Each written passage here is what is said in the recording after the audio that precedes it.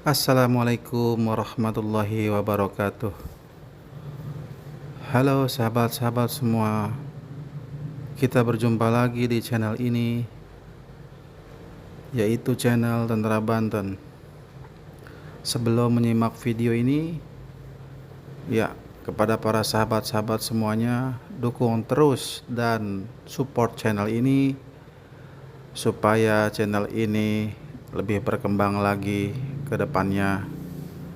Dan jangan lupa subscribe sebanyak-banyaknya. Tanpa panjang lebar dan basa-basi lagi, saya akan mengajak sahabat-sahabat semuanya, seperti biasa, kita melihat lebih dekat Masjid Pecinan Tinggi di Kampung Dermayon, Banten Lama. Pertama, memasuki kawasan Banten Lama, kita bisa melihat sisa-sisa situs pecinan seperti reruntuhan masjid dan makam Tionghoa. Masjid Pecinan Tinggi seperti namanya dibangun di daerah pemukiman Cina pada masa Kesultanan Banten. Reruntuhan masjid ini terletak kurang lebih 500 meter ke arah barat dari Masjid Agung Banten atau 400 meter ke arah selatan dari Benteng Spelwijk. Sampai sekarang belum banyak literatur yang menjelaskan asal-usul didirikannya masjid ini. Di area ini sekarang kerap dijadikan tempat anak-anak sekitar bermain. Masjid Pecinan Tinggi terletak di Kampung Dermayon, Desa Pamengkang, Kecamatan Keramat Watu, Kota Serang, Provinsi Banten.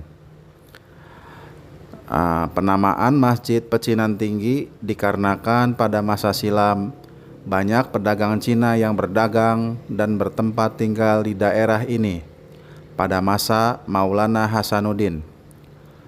Menurut catatan sejarah, masjid ini adalah masjid yang pertama dibangun oleh Syarif Hidayatullah atau dikenal dengan Sunan Gunung Jati, dan dilanjutkan oleh putranya Maulana Hasanuddin.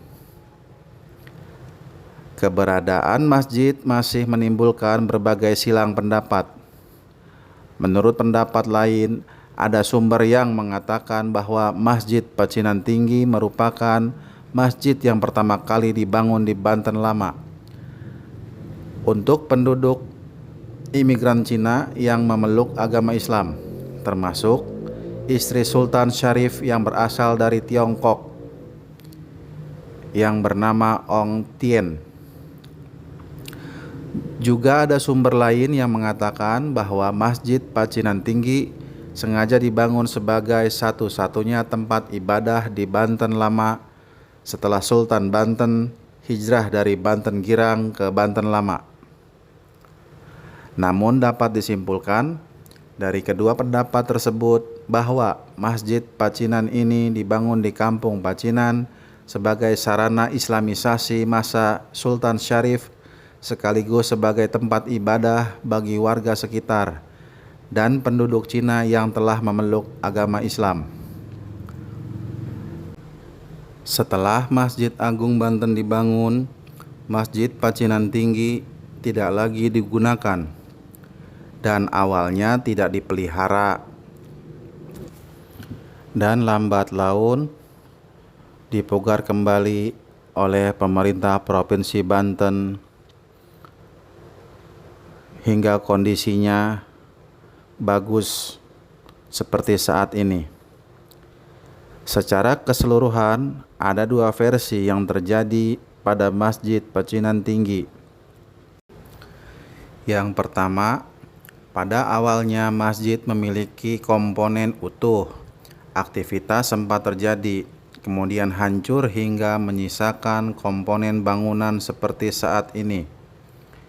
Yang kedua, Masjid Agung Banten tadinya akan berlokasi di sini.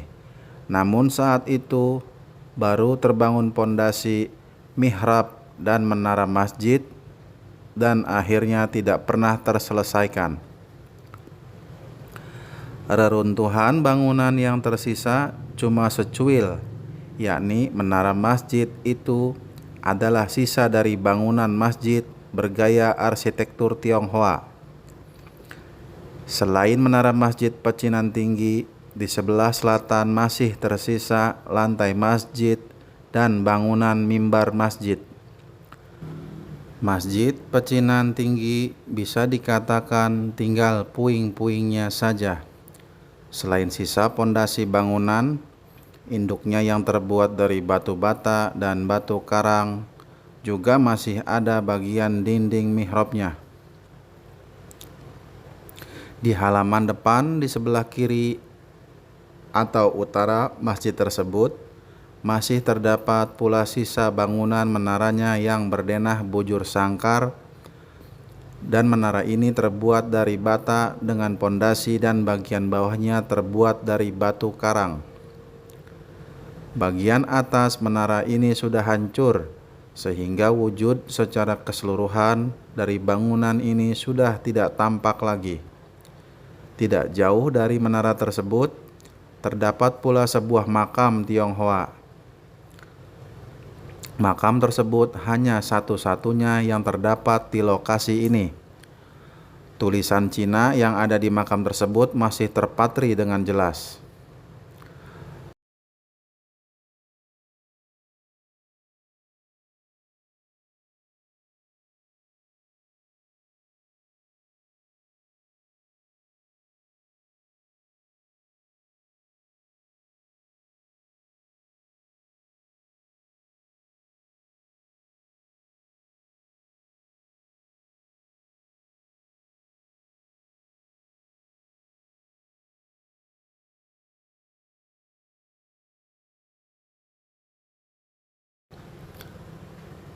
Dalam sebuah penelitian, diperkirakan bangunan utama masjid berukuran 12,5 meter kali 12,5 meter.